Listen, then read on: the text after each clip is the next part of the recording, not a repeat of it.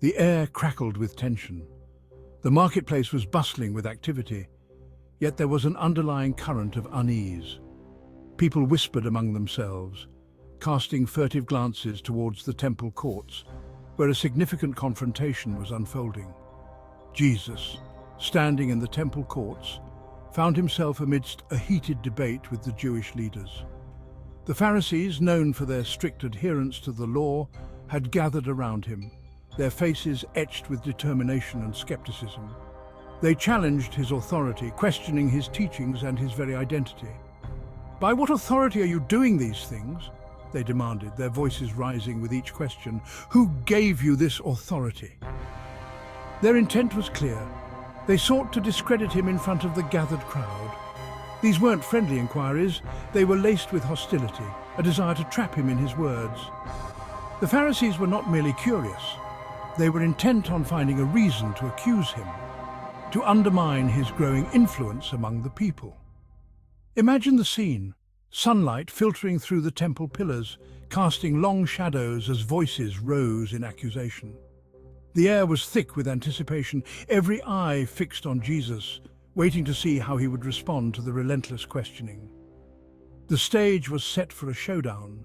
Jesus, however, remained undaunted. His calm demeanor stood in stark contrast to the agitation of the Pharisees. He knew the significance of this moment and the truth he carried within him. He had been speaking about his Father, about being the light of the world, about offering true freedom. His teachings were revolutionary, challenging the established norms and offering a new way of understanding God and his kingdom. His words, full of grace and truth, cut through the religious pretense, exposing the hardened hearts of his opponents. The crowd listened intently, some moved by his message, others growing increasingly uncomfortable. The more he spoke of God's love and his unique relationship with the Father, the angrier they became. Their anger was fueled by fear of losing their authority, fear of the unknown, fear of the change that Jesus represented. Their pride blinded them to the truth staring them in the face. They were so entrenched in their ways, so convinced of their own righteousness, that they couldn't see the light that Jesus was offering. This confrontation wasn't just about Jesus and the Jewish leaders, it was a clash between darkness and light, between legalistic religion and authentic faith. It was a moment that highlighted the stark contrast between the Old Covenant and the New. The stakes were high, for Jesus' words held the power to expose the emptiness of their traditions and reveal the true path to salvation. The Pharisees sensed the threat to their authority and the potential upheaval of their established order. In that charged atmosphere, Jesus was about to utter a statement so profound, so earth-shattering, that it would forever alter the course of history. His words would not only challenge the Pharisees, but also offer a beacon of hope to all who sought the truth. The tension in the air was palpable as everyone waited with bated breath for what was to come next. This was more than a debate. It was a defining moment in the unfolding story of redemption. The religious leaders, desperate to discredit Jesus, resorted to a familiar tactic, questioning his lineage. They believed that by undermining his heritage, they could weaken his influence and diminish his teachings. "You are not yet 50 years old," they scoffed, implying he was too young to have witnessed the patriarch Abraham. Their skepticism was palpable, their disbelief evident in their mocking tones and dismissive gestures. Little did they know they were walking right into a divine revelation.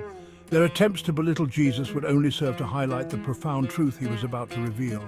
Jesus, with calm assurance, declared, "Before Abraham was, I am." His voice carried a weight that transcended the moment, a timeless authority that silenced the crowd. Silence. The weight of his words hung in the air. The crowd, previously filled with scoffing and skepticism, now stood in stunned silence, grappling with the magnitude of his declaration. Jesus wasn't merely claiming to have lived before Abraham, a physical impossibility in their minds. He was making a statement that transcended time and space, challenging their understanding of existence itself. He was using a phrase loaded with divine significance. The words he chose were not random, they were a deliberate echo of a sacred moment in their history. I am. These two simple words echoed the name of God revealed to Moses at the burning bush. I am who I am. This was a name that signified eternal existence, a being without beginning or end. By uttering these words, Jesus was identifying himself not just as a historical figure, but as the eternal God, existing outside the constraints of time itself. He was claiming a divine identity that was both shocking and revolutionary. Imagine the shock, the confusion, the outrage that must have flooded the faces of those listening. Their entire worldview was being challenged in a single, profound statement. This wasn't just blasphemy, it was lunacy in their eyes. To them, Jesus was a mere man, a carpenter from Nazareth, and his claim was beyond comprehension. How could this carpenter from Nazareth, this man who walked among them, claim to be the eternal, self-existent God? Their minds were bound by the physical world, unable to grasp the spiritual truth he was revealing. Their finite minds struggled to grasp the enormity of his statement.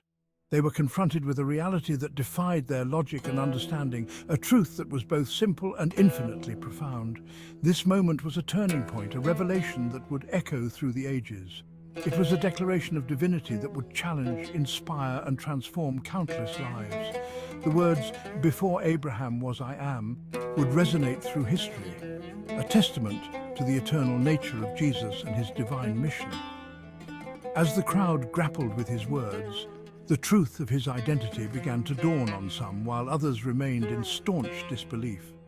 This declaration was not just for those present, but for all humanity, a timeless truth that continues to inspire faith and reflection. The phrase "before Abraham was I am" encapsulates the essence of Jesus' mission and identity.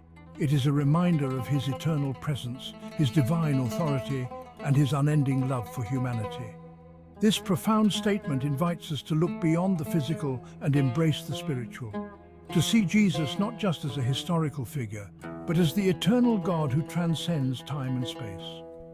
In the quiet moments of reflection, we are invited to ponder the depth of this revelation, to let it transform our understanding and inspire our faith.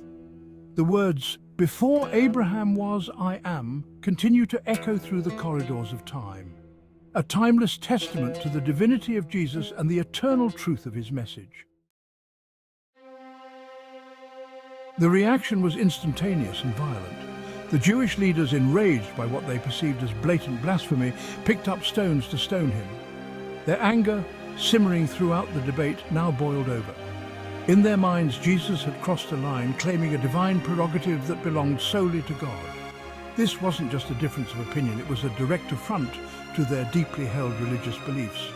Stoning, a brutal form of capital punishment, was reserved for the most grievous offences, including blasphemy. Their willingness to resort to such violence revealed the depth of their rage and the utter rejection of Jesus' claim. They would rather silence him, eliminate the source of their discomfort, than consider the possibility that he might actually be who he said he was. This violent reaction underscores the radical nature of Jesus' statement. It shattered their comfortable understanding of God, challenged their preconceived notions, and exposed the hollowness of their faith. They were so blinded by their traditions, so threatened by his revolutionary words, that they were ready to commit murder rather than acknowledge his true identity. Before Abraham was, I am. With these words, Jesus shattered the confines of human understanding and unveiled the breathtaking truth of his divinity. He wasn't merely making a bold statement, he was revealing a profound mystery that had been hidden for ages. This declaration was a direct reference to the name of God revealed to Moses in the burning bush, I am who I am. By using this name, Jesus was identifying himself with the eternal, self-existent God of Israel. He was declaring himself to be the eternal God, the one who has always existed, the uncreated creator of all things. This was a radical and revolutionary claim that set him apart from every other religious leader or prophet. It was a claim that demanded a response, a claim that could not be ignored or dismissed. He wasn't just a prophet or a teacher, he was the very embodiment of God himself. This is why his teachings carried such authority and why his words had the power to transform lives.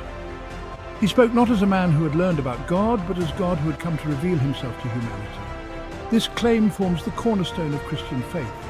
It is the foundation upon which everything else is built. Without this understanding of Jesus' true identity, the entire structure of Christian belief would collapse. It is this truth that gives meaning and purpose to the life, death, and resurrection of Jesus. Jesus wasn't merely a good man or a wise rabbi. He was and is God in the flesh.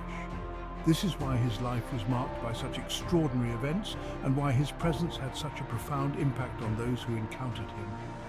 He brought the reality of God's kingdom into the world in a way that had never been seen before. His words, his miracles, his actions all pointed to his divine nature. Every miracle he performed was a sign of his authority over creation, a demonstration of his power as the Creator. Whether he was healing the sick, calming the storm, or raising the dead, each act was a revelation of his true identity. His sacrifice on the cross all point to the undeniable reality of his divine nature. The cross was not just a tragic end to a good man's life, it was the ultimate expression of God's love and justice. In his death, Jesus took upon himself the sins of the world, offering himself as the perfect sacrifice to reconcile humanity with God. To grasp the significance of his statement is to encounter the very heart of the Christian message.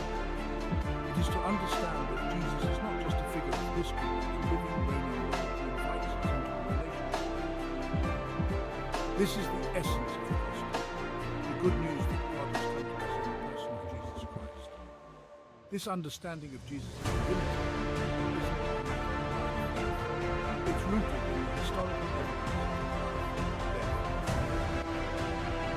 The gospel provides a reliable account of his filled with details of corroboration.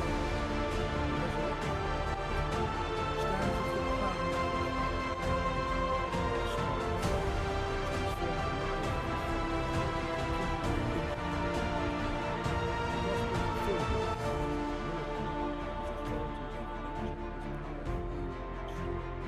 These acts were not just random displays. They were signs that pointed to his divine nature. They revealed his compassion, his love, and his desire to bring healing to the broken world, his forgiveness of sins. Acts that defy human explanation and point to God. Only God has the authority to forgive sins, and Jesus exercised this authority. His interactions with sinners, his willingness to reach out to the marginalized and the outcast, demonstrated the heart of God. The resurrection, the crowning proof of his claim, solidified his victory over death, confirmed his identity. It was the ultimate vindication of his transformation, the definitive proof that he was God. The empty tomb stands as a testament to the power of God and the hope of eternal life for all.